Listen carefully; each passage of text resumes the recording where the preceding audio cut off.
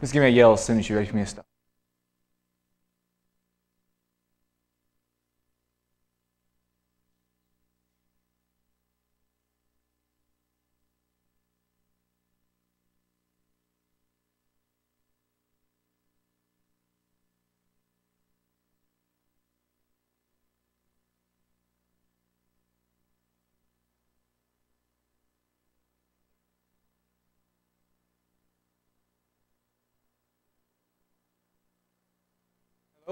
My name is Adrian Crenshaw. I go by the handle Irongeek online, and my presentation is on network printer security, or how to hack a network printer.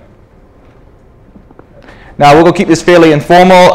If you have a question during the session, just raise your hand, get my attention. I'll try to answer it along the lines, because there may be a few things that I neglect to tell you that I should. First, we're going to start off with, why would you want to hack a network printer? I mean, it's a printer, what can you do with it? Well, it's more than just dumpster diving. You used to think of printer security from the standpoint of what pages people throw out, what you could pull out of a dumpster to find information about a corporation or organization. But now, there's a lot more things you can do with printers since they've become network enabled. First of all, network printers are incredibly common. They've gotten cheaper and cheaper. You can get consumer models just for sitting on your desk at your home. They're fairly powerful. We're talking built-in OSs, full IP stacks, multiple different stacks like IPX, AppleTalk, and so forth. In some cases, like the Rico 7s, they actually run a version of NetBSD on them. A lot of sensitive data is sent to a printer. People may think a lot about how they store the data on the network and make sure it's secure and communications are secure in general. However, if you actually be on the LAN, there's a lot of sensitive data people send to the printer and never think about it because they don't think about printers being a possible inroads to being hacked. And finally, lack security. If people don't think about something, they have a tendency not to think about the security of it, and problems pop up. Now, there are several topics we're going to cover in this presentation, assuming I don't run over time, and I'm relying on other people to give me a yell whenever I start running over time. First of all, we're going to talk about different network printing protocols. We're going to talk about different languages, both page description languages and job control language. Finding printers on a network. If you can't find them, you can't do anything with them. Controlling printers. Simple printer tricks, mostly just fun stuff to give you some ideas of the concepts and give you something to play with. Using network printers as file and web servers. Sniffing and reprinting print jobs. And simple scripts in Perl, PHP, and PJL language. First of all, I'm going to show you pictures of a couple of different common network printers or network printer servers. These are two external JetDirect boxes. This one hooks up via USB, this one hooks up via a parallel port. These are internal that you actually plug into an HP printer. Plug into the Ethernet jack and you should be online. You can configure them to get the IP address via DHCP or whatnot. Generally speaking, you find the IP address if you have a local printer by hitting a little test button. This little 170X, it'd be right about there, a little test button on the back you can press to actually pull up the diagnostic sheets. Internals, you generally have to press the right information keys on the printer itself to be able to pull up the IP address and other settings.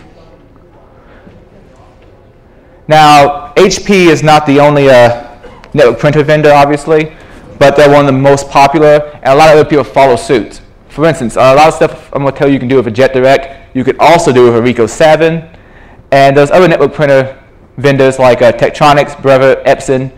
Netgear and Linksys both make their own little external boxes you can hook up. Linksys I know uses IPP, and I don't believe they use the raw port. We'll go into that more in a second. And there's a lot of other network printer vendors that you might want to look into. Most of my research, because of what I have around and available that I've looked into, is on JetDirects and Rico 7 printers. There's another guy out there online that does a lot of looking into, his name is Elite Wolf. He does a lot of looking into Tektronix.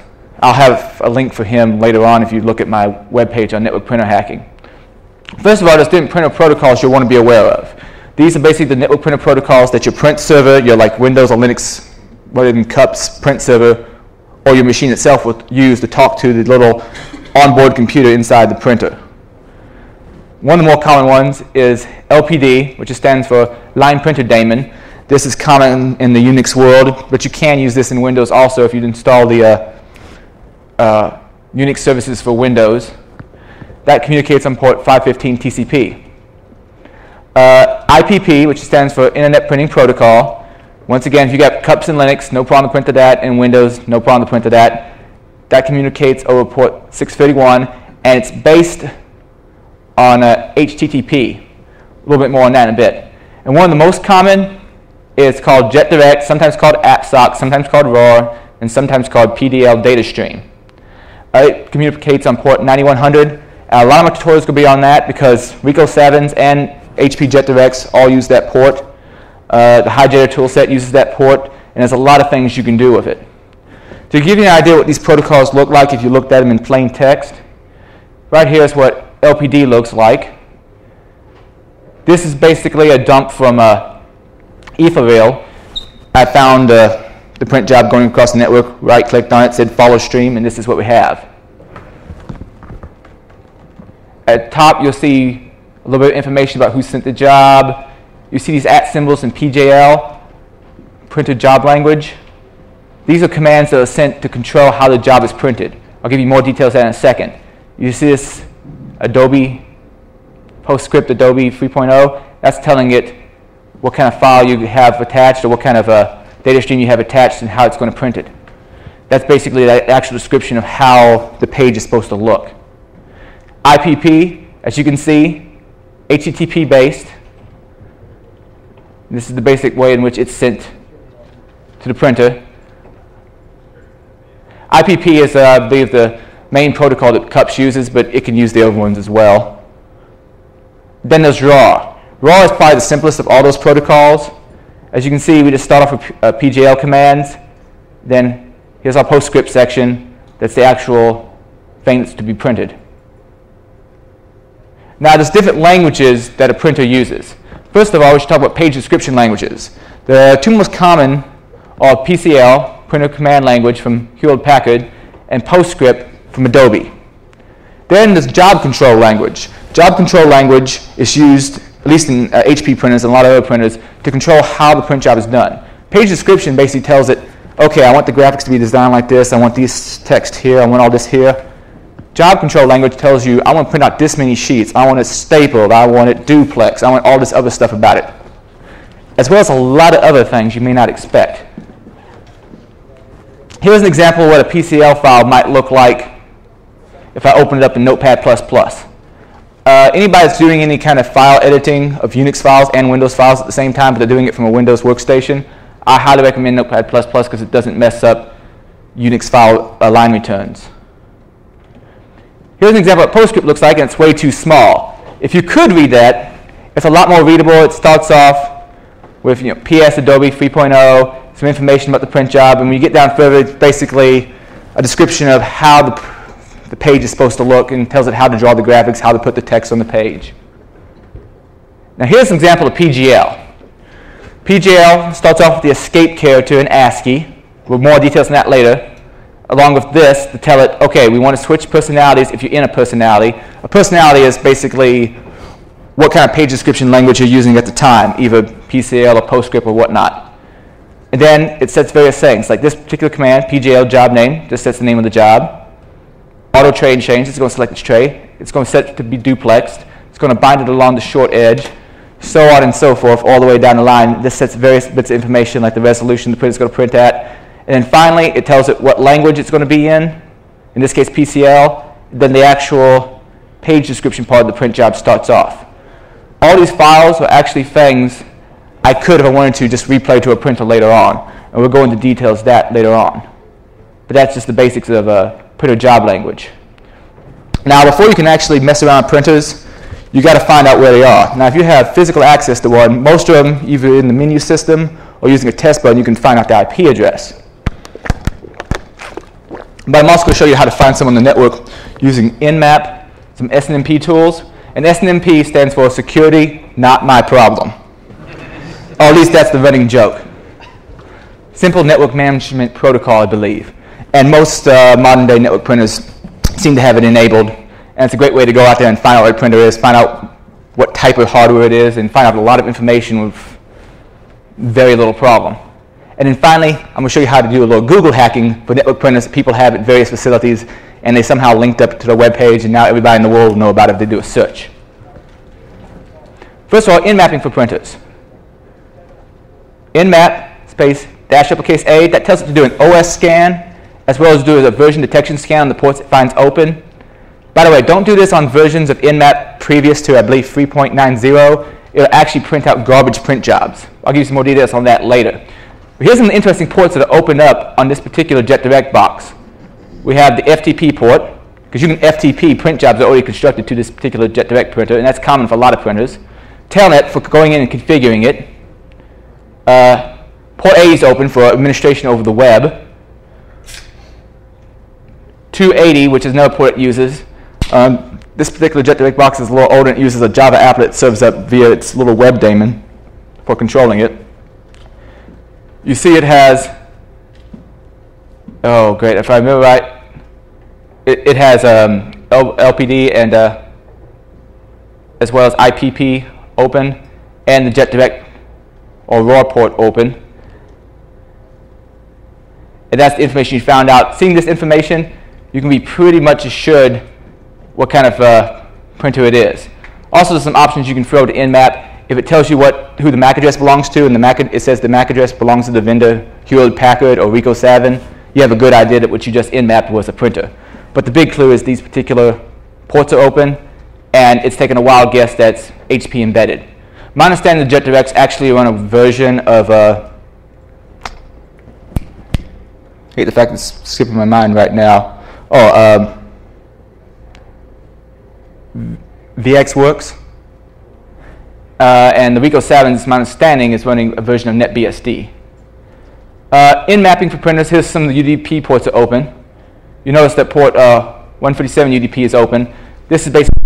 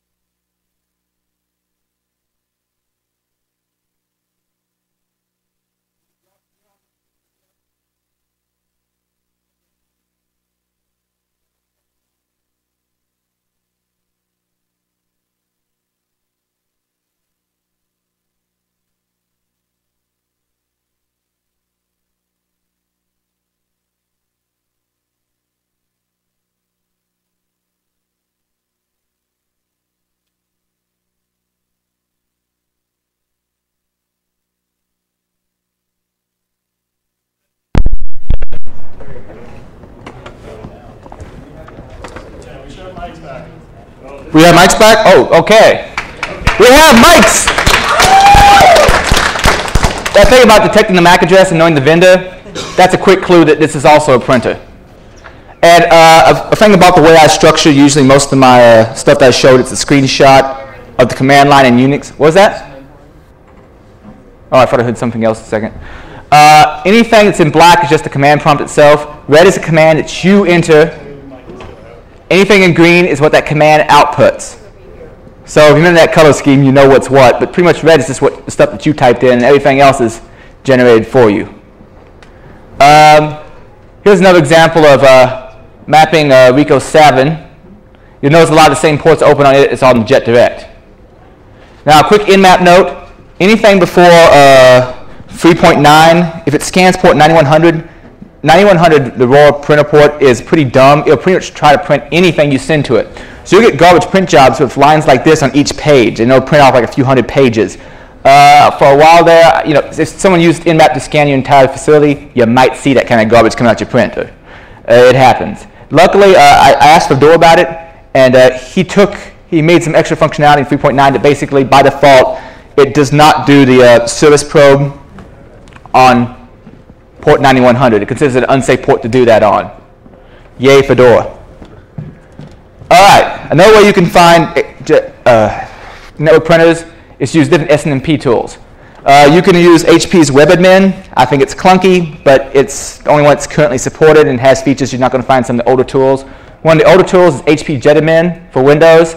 You can just do a quick scan of the network and find all sorts of network printers that are out there. These particular names, if you use NetBIOS, you should be able to resolve them. If you just said, if you were on Windows and you said ping and that name, it should resolve the name for you. If you have Samba running on your Linux box, I believe it's going to resolve that name as well. Another tool you can use is Smart Device Manager. This is something that Rico 7 makes. You can scan an entire IP range. It'll tell you what kind of printer it's hooked up to it. You can find out its IP address, whether or not it needs new supplies and so forth, and a bunch of other information about that particular network printer. I also like using Foundstone's SNS scan. It's another SNMP tool. And when you scan a certain IP range, it quickly tells you what kind of device you're dealing with, and you can search through that for network printers. And finally, SoftPerfect's NetScan I really dig. And it can do the same thing with SNMP. And also you can use it for finding SMB shares on a network. That's what I use for finding rogue file shares. Oh, something I didn't mention in an earlier slide, protocols I'm not discussing is stuff like IPX and how you print with IPX, because quite frankly, I don't have a lot of experience with it. Some modern Rico 7s actually have SMB printers built in, where you can use it as a printer share, like if it's a Windows box. Haven't messed with that. If anybody wants to mess with that and give me more information, send it to me. I'll give you full credit and post it into the network printing page. Small question? Yes? What about JetAdmin, HP JetAdmin? HP JetAdmin? Yeah. It searches also network and will give you results about Xerox printers. That one? HP JetAdmin? Yeah, I didn't see you mention it. Yeah, HP Jetadmin will do that, and they no longer support HP Jetadmin. You have to go find some place to download it. The modern one is like HP Web Jetadmin or something like that, and you have to install it on a box, and you access it over a built-in web server. And I think it's a little clunky, but you can do the firmware update and everything else from it. So it has all the features. I just don't like it because it's clunky. You have to install it. It's not as easy to use as to me as just plain old JetAdmin. And also, finally, you can Google for printers. Here's a few common search strings. One of these I came up with myself. Most of them I got from johnny.ihackstuff.com. He has a few other ones you might want to check out. But if you used any of these particular search strings, you're going to find some printers in Google. This basically tells, find me web pages with this in the title, containing this text. In URL, I want this particular string to appear in the URL, and so forth. And this is a great way to find network printers. If you have a facility, like let's say you work at a corporation, you may want to do a quick search of your particular corporation's network for this by specifying the site : IBM.com or whatever to see if there's any printers you might have open and accessible. More likely you may not, but it's worth giving a shot. Controlling printers. There's several different ways you can control these printers. A lot of times people just hook up the little external JetDirect box, so the internal one, they don't configure a password on it at all, and you can just get in and actually configure everything from a built-in web interface. But the way you normally control these printers, at least the JetDirects, is via a web page, via Telnet, via various SNMP tools, and if it's an old JetDirect box, this and this are kind of the same because all the web page does is serve up a little Java applet that uses SNMP. And finally, Hijetter, which sends certain commands over to port 9100 to do odd tasks. A little bit of password info for you. On the older JetDirects, the Telnet password and the device password you might use for the web page or SNMP tools and so forth is different. It's not necessarily the same, which confuses the hell out of people. It confused the hell out of me the first time I ran into it. On newer ones, it is the same. And on newer JetDirects, if you run into it asking you for a username, old ones don't ask you for the username at all. New ones, root, admin, administrator, and supervisor are all equivalent.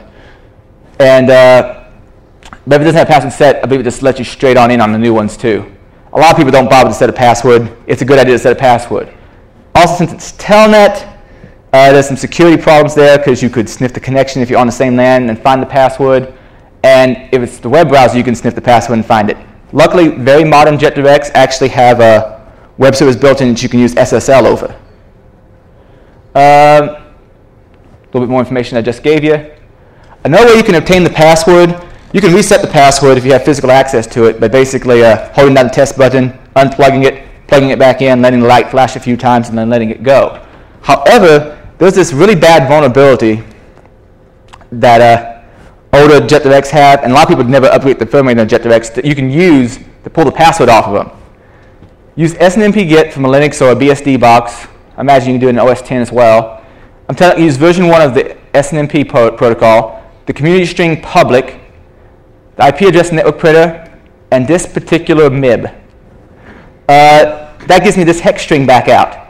If you go ahead and decode that hex string in ASCII, 50 equals P, 41 equals A, so on and so forth, what you get is password equals 108. What is first part before the equal sign? Whatever you get is the actual password of that particular JetDirect box. And you can use all of the network as long as you know the community name, and most people don't bother to change the community name from public. Yes? What printer is that work on? This particular test model is a 170X JetDirect. I don't remember the particular revision it was. And the bad thing about the 170X, you can't upgrade the firmware. This is stuck like this for fucking ever. So it's out there in deployment, or is it super, super old? Oh, no, it's a lot of them. See, that was like one of the first lower-end JetDirects that anybody could buy for cheap. I think you can find them. I think the average price I saw... So if I bought a JetDirect maybe 2 years ago... It might very well be this one. Okay. Because they're still out there and you can still buy them. Okay. Right. And you can't upgrade the firmware, which sucks. But that's how... It's pretty dumb. So you could get in, easily pull out the device password, get in and configure it. Also, if you can't use public, try to community string internal or private. It's been reported to me, in my test, if you change the community string, you can't get in unless you know the community string. However, I've had reports that on some JetDirect boxes, even if the community name is changed, you can still get in using the community name internal, regardless. Common community strings, which I just covered, public, internal. I haven't actually tested this, but it's rumored it will work on some JetDirects even if you change it, and private. Website management. Here you see me pulling up the pane in the little Java applet. Older JetDirects use a little Java applet to serve up. New ones actually seem to send the communications in band. But this basically allows me to configure things like IP address, what protocols are used. A good security idea is probably any protocol you don't use. If you're only using TCP/IP, turn off everything else. No need to have it out there. It's only going to cause more network chatter. And of course, while you're in there, you want to enable a password and make sure everything's configured right. I'll tell you why you want to enable a password later on, because there's things people can do with these settings to totally mess up your LAN. Telnet. I'm going to give you a quick example of some things you can do with Telnet to configure your box.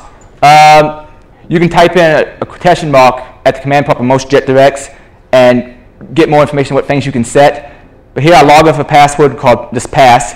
I tell it allow 0, which basically means allow any IP address to attach. One of the few security measures you really have on these JetDirects, and I imagine other network printers, is you can restrict what IPs can talk to them. When you do this, it means no SNMP tools can talk to it, nobody can try to print to it, only that one particular IP address. Yeah, you can spoof the IP address, that has some other complications, but it's at least an extra level of security. What you'll generally want to do, especially if you're using some kind of print tracking software to be sure how many print jobs people are sending, is to set up for only the IP address of your CUP server or your Windows print server can talk to that particular JetDirect box. That'll also keep people from outside the network, if your firewall doesn't block all the right ports, from being able to connect to that particular machine and control it. This basically says, allow anybody in. Then I connect, and I tell it to allow this particular IP address, as well as anything that matches this IP address with this network mask. So everything that has an IP address of 192.168.20. something. Then I list out which ones I set, I quit, and it saves the settings, and now only this particular IP address and all the IP addresses in this range should be able to talk to my JetDirect box. That's a good idea to keep you from doing various denial of service attacks and other tricks I'm going to be showing you later on. Here's links to all those SNMP tools I told you about earlier. The SNMP Git I was showing you, that's part of the Net SNMP tool package you should be able to get for any Linux distribution, any BSD distribution, and I imagine pretty much any Unix-like operating system. Okay, next tool I'm going to show you is Hijetter. Hijetter is a neat little tool. There's a command line equivalent. This is the web page where you can get both of these. Basically, Hijetter is the Windows GUI. PFT is a command line version that you can compile in Unix-like operating systems as well as Windows, I believe. And you can use it to configure all sorts of things about that printer. One fun thing to do, did someone ask a question? Oh, sorry. One thing that's fun to do is set the default language to check, or something along that lines, and rebooting the system doesn't change it. The only way to change it again is to use something like Hijetter and send the right PJL commands to set it back, which can be really annoying to people. Even unplugging it, plugging it back in, unless maybe you lift the power off for a long amount of time, it's still going to be in check. Can't you go through the menu system? Unfortunately, at least what I played with in the menu system, no. Really? Not to mention the menu system is going to be in check at that point. So maybe I'm failing because the menu system is in check. Maybe there is a place, but the only way I was able to get it out was a Hijetter. So if you have a Czech friend, call them over. Simple printer tricks. This is, not all this stuff is useless, but it'll give you ideas on how to play with printers.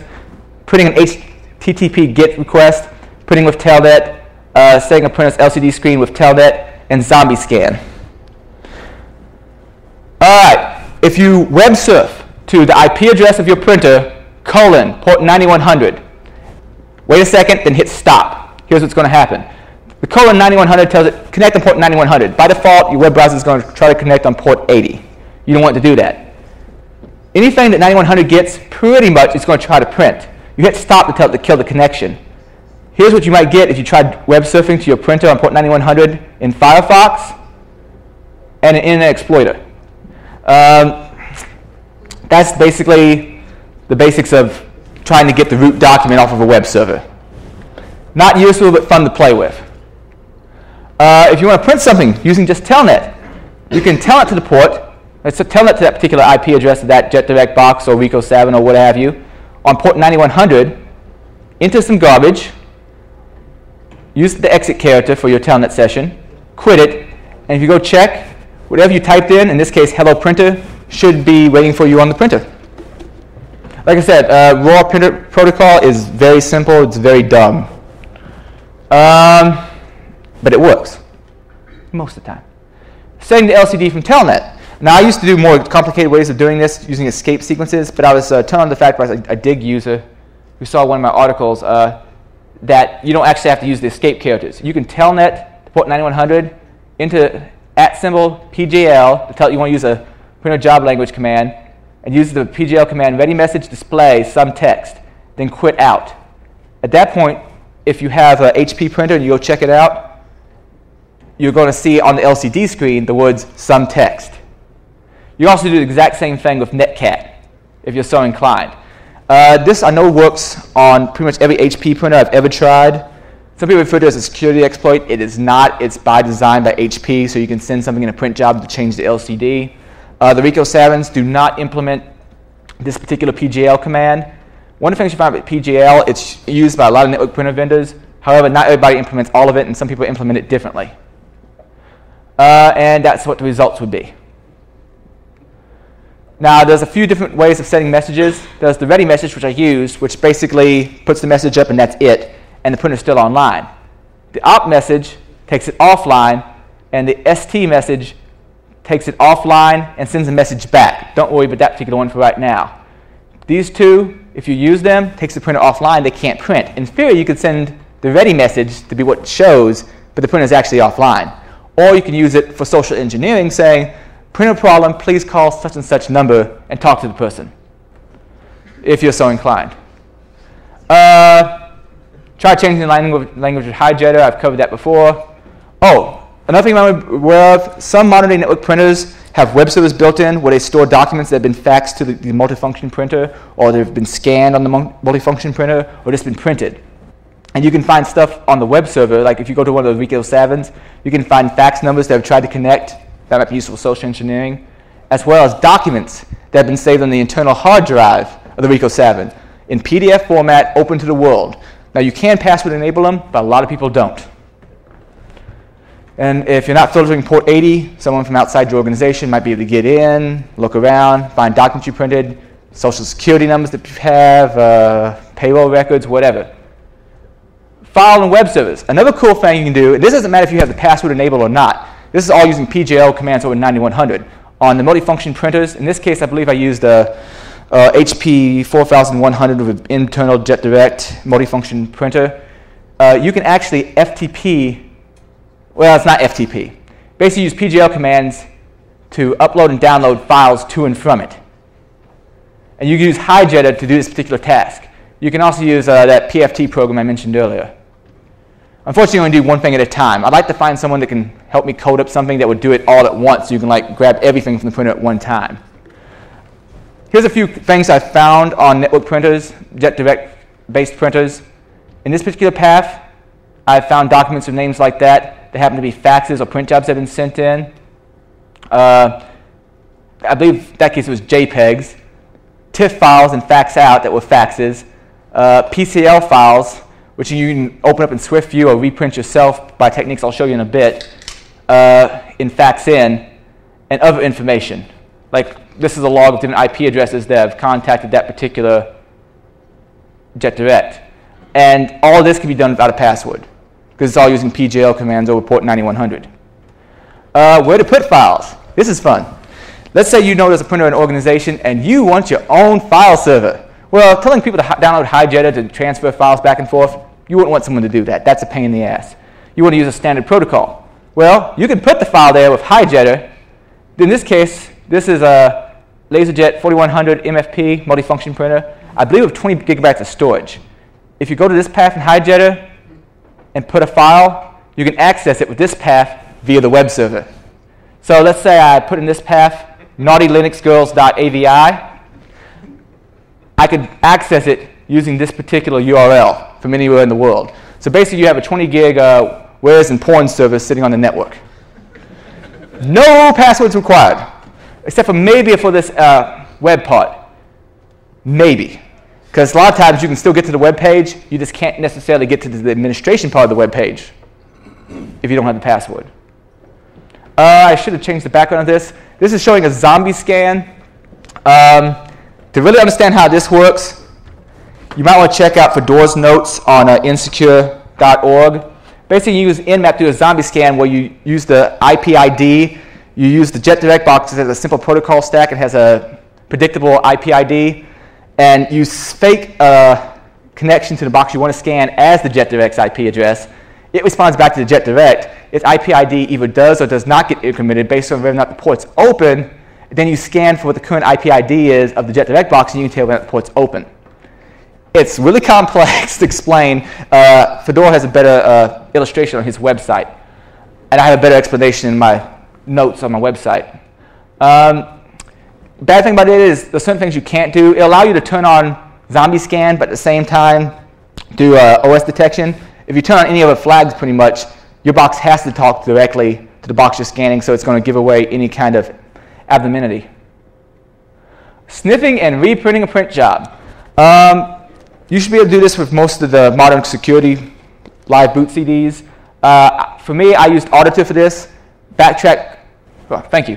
Backtrack should have no problem doing it as well, but I didn't want to redo my video. All this video is stuff I did for Droops' Informaticon episode TV7, so check it out if you want to see this in its entirety.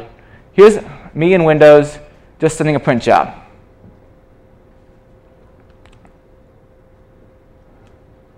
Simple stuff. Now, at the same time that I was sending that print job, I used my Linux box. In this case, I just used the Auditor boot CD. Backtrack should work. I used Ettercap in text mode. Tell it to be quiet. I don't want to see anything. I tell it to write out a printer dump and do a man-in-the-middle attack using ARP. Now I have to be on the same local area network to pull this one off. And I'm going to ARP poison between either the print server on the network and the little JetDirect box, or between the box that's printing direct IP printing to the JetDirect box. And I sit there and wait for it to start collecting data. And eventually, I quit out of it.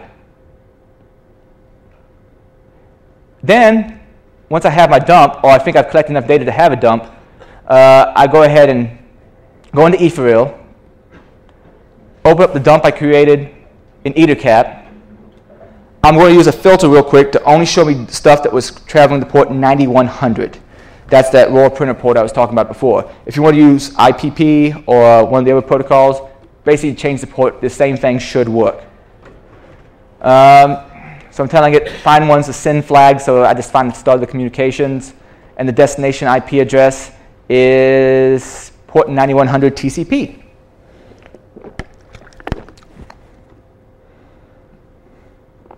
Once I find them, I find several different print jobs.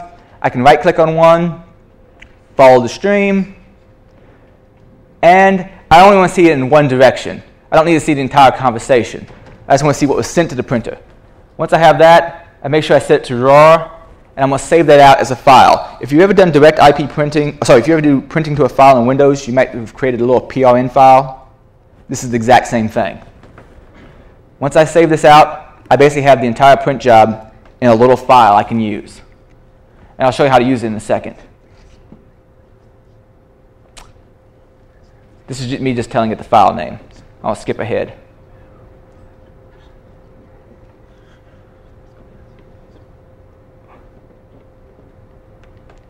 Now, to replay that print job, I can do one of two things. I can either FTP it to the printer, and by the way, I'm obviously not going to be using the same printer that I sniffed it from. But since PCL and PostScript are pretty much universal, as long as your printer understands PCL, PostScript, the job control language stuff may differ, but the PCL and PostScript is going to be fairly universal. So you'll be able to take that same file to a printer that you control and FTP it to it if it supports FTP printing, and you'll have your print job come out on that printer.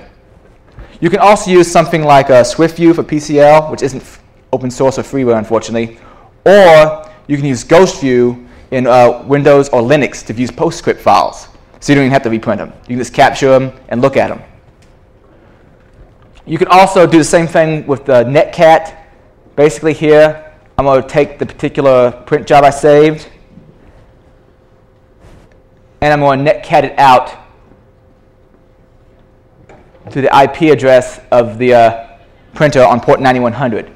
And since the raw port is a fairly simple protocol and pretty much prints anything that's sent to it, it's going to see that print job and print it for me.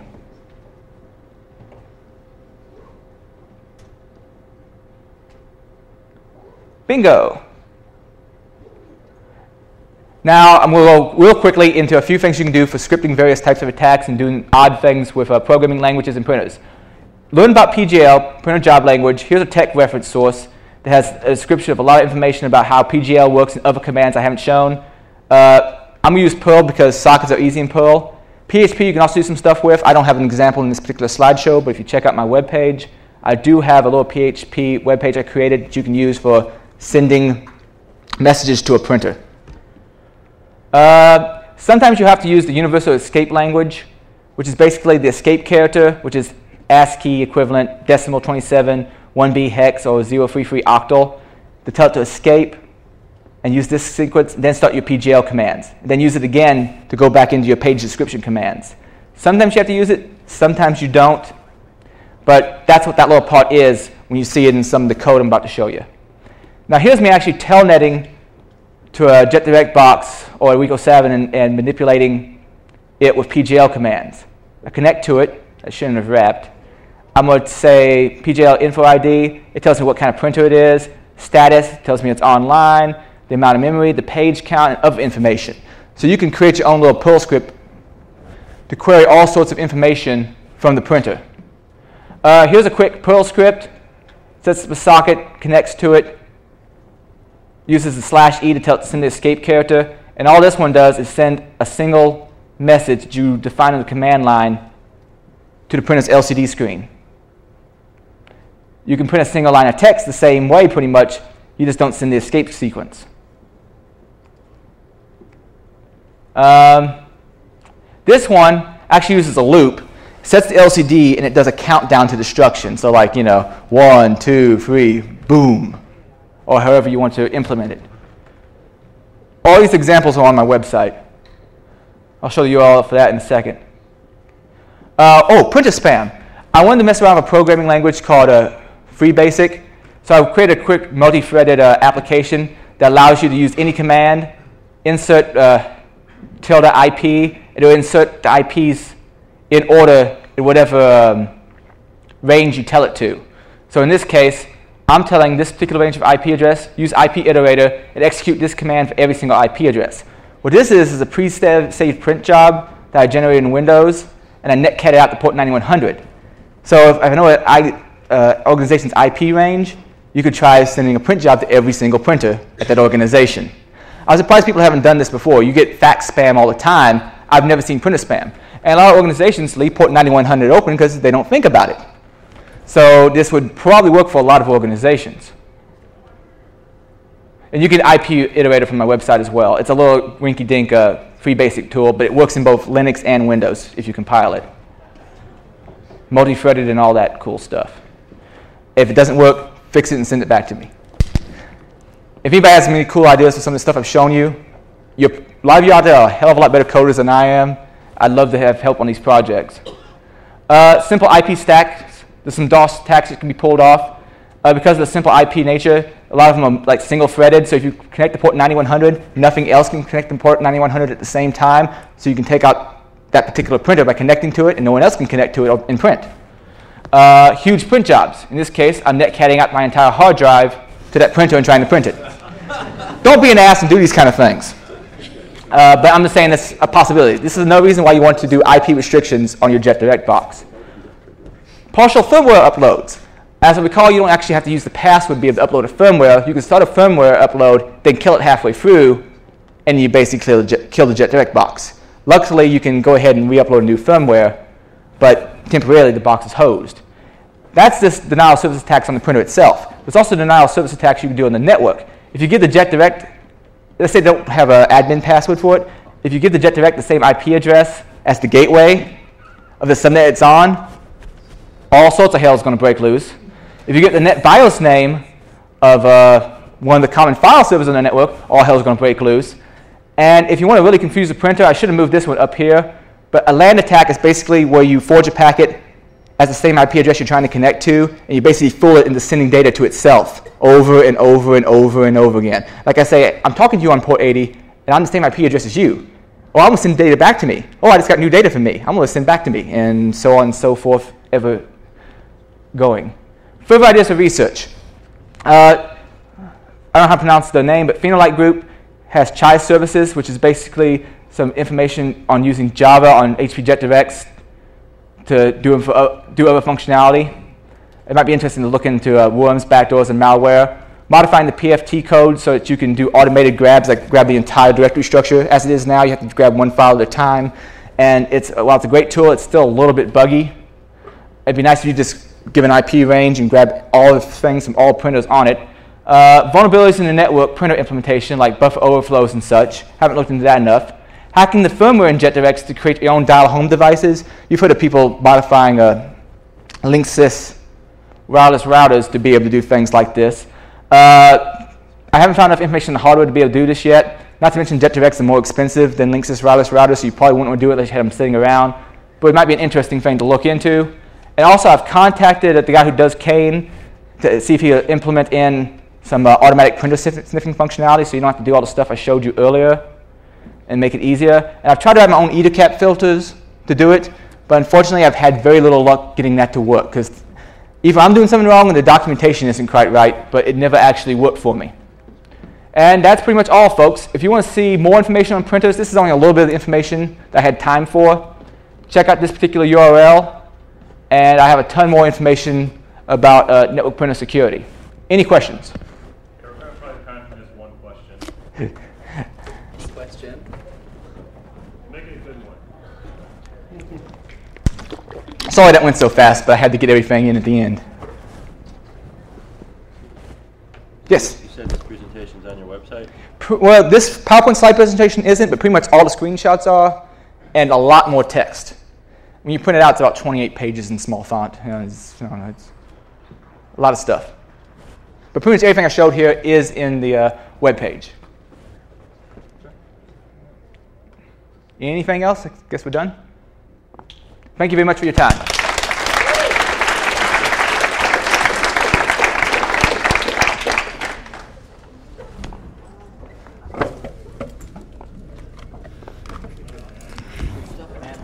Thanks.